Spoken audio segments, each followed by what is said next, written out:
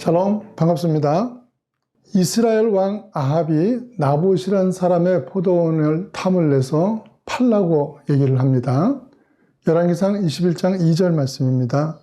아합이 나봇에게 말하여 이르되 내 포도원이 내 왕궁 곁에 가까이 있으니 내게 주어 채소밭을 삼게 하라.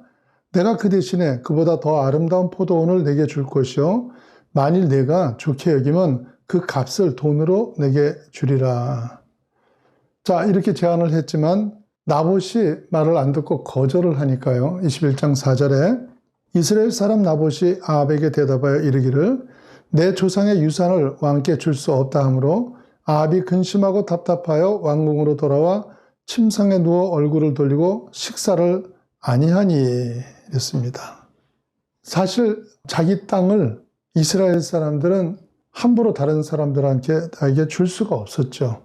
그런데 이 말을 듣고 아합 왕은 식음을 전폐하고 병이 나버립니다. 뭐 이런 욕심이 어디 있겠어요. 왕으로서의 풍성함과 부를 다 가지고도 한 서민의 포도원을 탐내고 그걸 못 얻게 되자 병이 난 것입니다. 그런데 이건 아합만 이런 것이 아니죠. 어떤 사람이든 자신의 욕심을 제어하지 못하면 세상 모두를 쓸어 넣어도 끝이 없는 것이 사람의 욕심입니다. 사람이 어느 정도 돈이 있으면 만족할까 해서 어떤 기자분이 록펠러에게 돈을 얼마나 가져야 만족할 수 있겠습니까? 라고 물었습니다. 록펠러가 대답하기를 내가 지금 가진 것보다 조금만 더 가지면 됩니다. 이렇게 대답을 했다는 거예요. 이게 무슨 말이에요? 끝이 없다는 말이죠.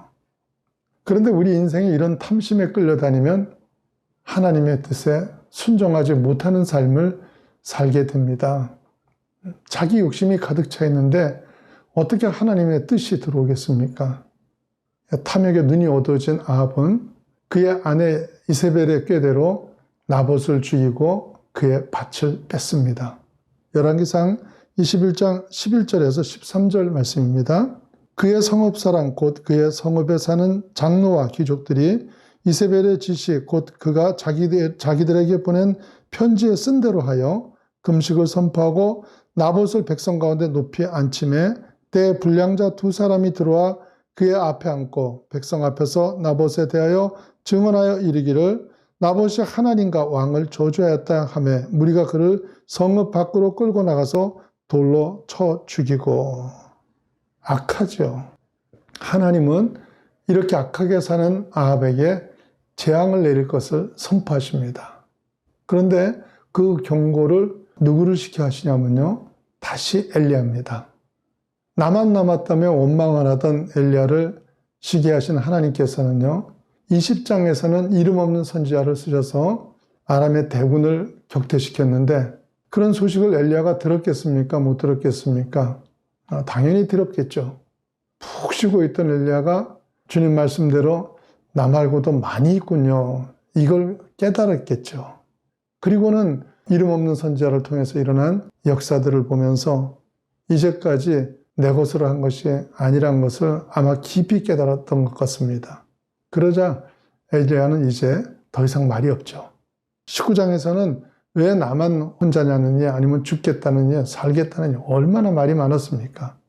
그런데 이제는 묵묵히 가라면 가고 하라면 합니다. 열왕기상 21장 18절 말씀입니다. 너는 일어나 내려가서 사마리아에 있는 이스라엘의 아합 왕을 만나라. 그가 나봇의 포도원을 차지하러 그리로 내려갔나니. 자, 아합을 만나라 이러는데요. 지금 엘리야가 즉각 순종하죠. 그런데 얼마 전에 죽으라고 도망쳐 나오던 그 자리 아닙니까? 가면 죽을 수도 있습니다. 그런데 이제는 가라니까 두 말이 없습니다. 그리고는 하나님이 시키는 대로 가서 아주 심한 저주의 말을 전합니다. 열왕기상 21장 21절과 22절 말씀입니다. 여호와의 말씀이 내가 재앙을 내게 내려 너를 쓸어버리되 내게 속한 남자는 이스라엘 가운데 매인자나 노인자를 다 멸할 것이요 또 내 집으로 느밧의 아들 여로밤의 집처럼 되게 하고 아야의 아들 바하사의 집처럼 되게 하리니 이는 내가 나의 노를 격동하고 이스라엘로 범죄케 한 까닭이니라 하셨고. 여로보암이나 바하사의 집처럼 한다는 말씀은요, 아주 멸족을 당할 것이라는 말입니다. 그런데 이 엘리야의 이런 선포 앞에 아합이 전혀 뜻밖의 반응을 합니다. 열왕기상 21장 27절 말씀입니다. 아합이 이 모든 말씀을 들을 때 그 옷을 찢고 굵은 배로 몸을 동이고 금식하고 굵은 배에 누우며 행보도 천천히 한지라. 애통하면서 회개하고 또 금식하면서 잘못을 뉘우치더라는 겁니다. 하나님께서는요, 아합의 이런 태도를 보고는요, 그가 살아있는 동안은 재앙을 안 내리실 것을 말씀을 하십니다. 열왕기상 21장 29절 말씀입니다. 아합이 내 앞에서 겸비함을 내가 보느냐? 저가 내 앞에서 겸비함을 인하여 내가 재앙을 저의 시대에 내리지 아니하고 그 아들의 시대에야 그 집에 재앙을 내리리라 하셨더라. 예전에 엘리야 같으면요, 하나님으로부터 이런 말을 들으면 저 아합의 회개는 거짓말이에요. 가짜예요. 그런 거 들으시면 안 돼요. 뭐 당장 이러고 쌍심 지키고 나갔을 거예요. 그런데 이제는 어떻게 하세요? 온전히 순종합니다. 가서 재앙을 선포하라면 재앙을 선포하고 또 용서하라면 말없이 가서 용서를 합니다. 그는 이제 자신이 아합을 심판할 사람이 아니라는 걸 분명히 깨닫고요. 그리고는 하나님 뜻에만 순종해야 될 사람인 것을 이제 알게 된 거죠. 하나님이 하시는 것보다 옳은 것은 없다는 걸 깨달은 거예요. 자, 철저한 순종의 법칙을 깨달은 엘리야는 이제 전보다 더 큰 능력의 종으로 돌아오게 됩니다. 우리도 마찬가지예요. 언제든지 잘못하고 실패할 수 있습니다. 내가 구원받은 자이지만 어떻게 살아야 하는지도 알지만요. 사실은 매일매일 실패하고 내 자신한테 좌절하면서 지내죠. 그렇지만요, 거기서 주저앉으면 안 됩니다. 성경이 각종 실패의 이야기들을 담은 이유가 뭡니까? 성경은 실패의 이야기들을 통해서 우리의 실패를 정당화시켜 주시기 위해서 기록을 해놓은 게 아닙니다.